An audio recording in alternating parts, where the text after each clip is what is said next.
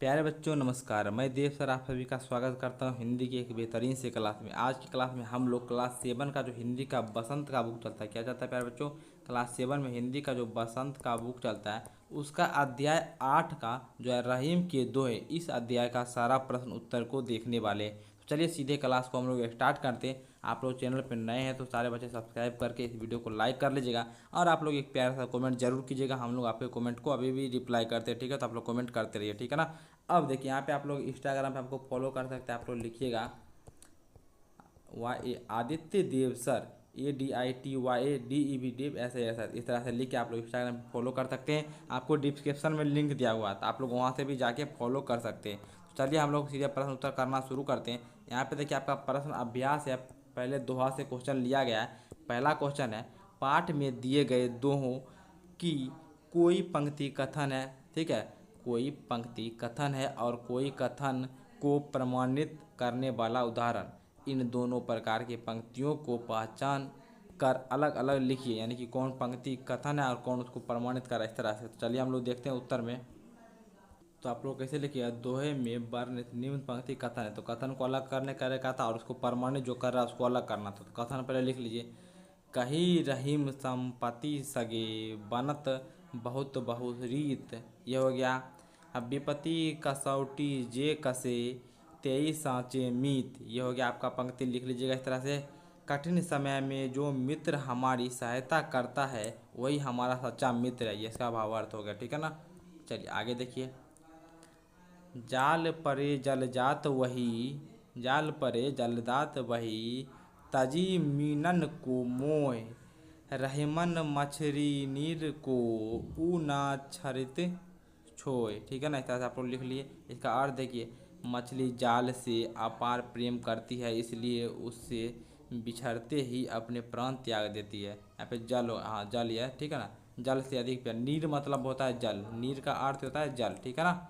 चलिए आगे देखिए, आप पंक्ति को प्रमाणित करता है तो उसमें लिखिएगा, तरुबर फल नहीं खात है सरबर पियत न पानी, सर मतलब तालाब होता है नदी, ठीक है ना, पियत न पानी, कही रहीम पर काज हित संपत्ति सचही सुजान। इसका लिखिएगा, निस्वार्थ भाव से दूसरों को हित करना चाहिए, जैसे पेड़ अपने फल नहीं खाते, सरोवर यानी कि तालाब नदी होती है अपना जल नहीं पीते, और सज्जन धन संचय की अपने लिए नहीं करते, सज्जन आदमी अपने लिए धन का इकट्ठा नहीं करते हैं। इस तरह से लिख सकते हैं ना। अब देखिए, थोथे बादर क्वार के जयो रहीम घहराए, ठीक है ना, धनी पुरुष निर्धन भय करे पाछली बात, कई लोग गरीब होने पर भी दिखावे हेतु अपनी अमीरी की बातें करते रहते हैं, जैसे आसिन के महीने में बादल केवल क्या था गरजते हैं लेकिन बरसते नहीं हैं, ठीक है ना। तो वही हो गया, यहाँ पे सिर्फ दिखावा करते हैं, ठीक है ना। इस तरह से यहाँ पे बताया गया। अगला है, धरती की सी रीत है शीत धाम ओ में, जैसी परे सो सही रहे त्यों रहीम यह देह। इसका लिखिएगा, मनुष्य को सुख दुख समान रूप से सहने की शक्ति रखनी चाहिए, जैसे धरती सर्दी गर्मी बरसात आदि सभी मौसम एक समान रूप से सहती है, उसी तरीके से मनुष्य को भी एक तरीके से सभी मौसम को अच्छे से झेलना आना चाहिए, ठीक है ना। चलिए आगे हम लोग बढ़ते हैं।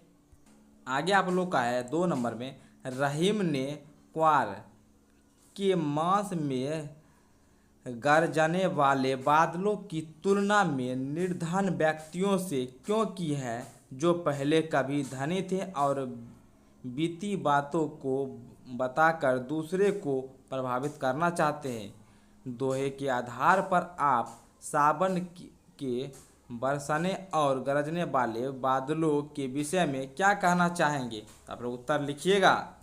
लिखिएगा, रहीम जी ने आश्विन के महीने में आसमान में छाने वाले बादलों की तुलना निर्धन हो गए धनी व्यक्ति से इसलिए की है क्योंकि दोनों गरज गरज सिर्फ गरज कर रह जाते हैं, मतलब सिर्फ बोलते हैं, ठीक है ना, गरज रह जाते हैं, ठीक है, गरज कर रह जाते हैं, कुछ कर नहीं पाते। बादल बरस नहीं पाते, निर्धन व्यक्ति का धन लौट कर नहीं आता, जो अपने बीते हुए सुखी दिनों की बात करते रहते हैं, उनकी बातें बेकार और वर्तमान परिस्थिति में अर्थहीन है होती है, ठीक है ना, उसका कोई अर्थ नहीं है, ठीक है, सिर्फ वो बातें ही है।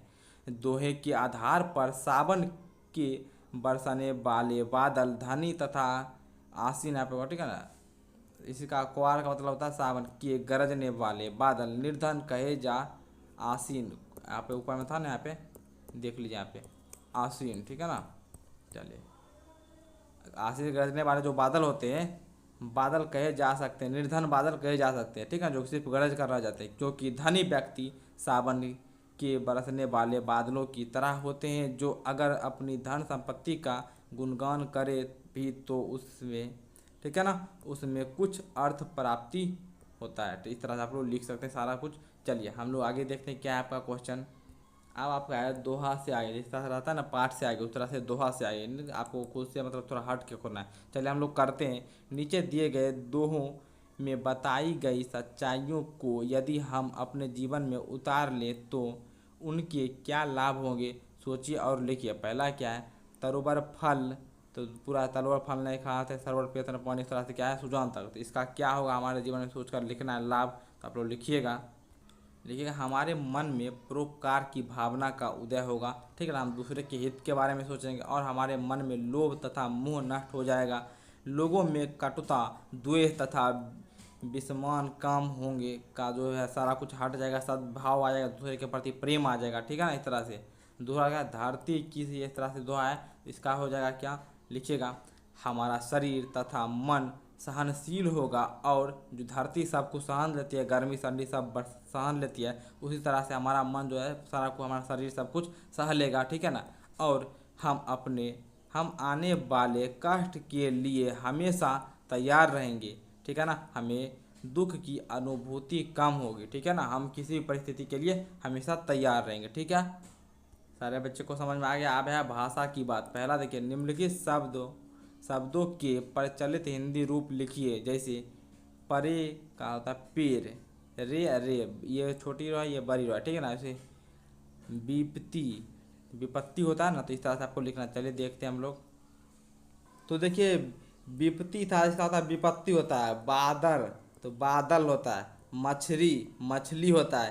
शीत का शीत होता है, ठीक है ना। इस तरीके से सारे बच्चों का क्लियर हो गया ना। यहाँ पे 4 ही दिया था ना, चारों का हम बता दिए, ठीक है ना, हो गया ना। चलिए आगे हम लोग देखते हैं। देखिए 2 में क्या कर रहा है, नीचे दिए गए उदाहरण पढ़िए। यहाँ पे 2 उदाहरण दिया, इसको पढ़ना है। उसके बाद कह रहा है, उपयुक्त उदाहरणों की पहली पंक्ति में वो का प्रयोग कई बार किया गया है और दूसरी में जो का प्रयोग, ठीक है ना। पहले में देखिए, पहला में वो, फिर वो, फिर वो, इस तरह से वो है। दूसरे में जो है, इस तरह से जो का प्रयोग किया गया। इस प्रकार बार बार एक ध्वनि के आने से भाषा की सुंदरता बढ़ जाती है। वाक्य रचना की इस विशेषता के अन्य उदाहरण खोज कर लिखिए। तो आपको और भी ऐसे उदाहरण देना है जिसमें बार बार एक ही ध्वनि आए, ठीक है ना। तो आप लोग ऊपर देखिएगा, उत्तर में लिखिएगा, विमल वाणी ने वाणी ली, ठीक है ना। तो वो बार बार रिपीट हो रहा है ना। आगे देखिए, तरनी, तनुजा, तट, तमाल, तरुबर बहुत छाय, यहाँ पे तो बार बार रिपीट हो रहा है। उसके बाद है, मुदित महीपति मंदिर आए, यहाँ पे मो बार बार रिपीट हो रहा है। उसके बाद क्या है, रघुपति राघव राजा राम, बार बार रो रिपीट हो रहा है ना।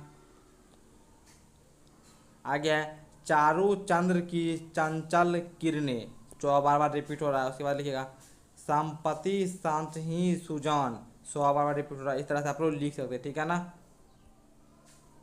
तो इस तरह से आपका ये पूरा अध्याय समाप्त होता है। आशा करता आपको सारा क्वेश्चन आंसर अच्छे से समझ में आ गया होगा। तो आपका पूरा अध्याय ये कंप्लीट होता है, ठीक है ना। तो हम लोग अगले क्लास में मिलते हैं, तब तक आप अपने पढ़ाई को कंटिन्यू रखिए। आपको इस चैनल पे सारा सब्जेक्ट अच्छे तरीके से पढ़ाया जाता है, तो आप लोग सब्सक्राइब जरूर से कर लीजिए। हम लोग अगले क्लास में मिलते हैं, ठीक है ना।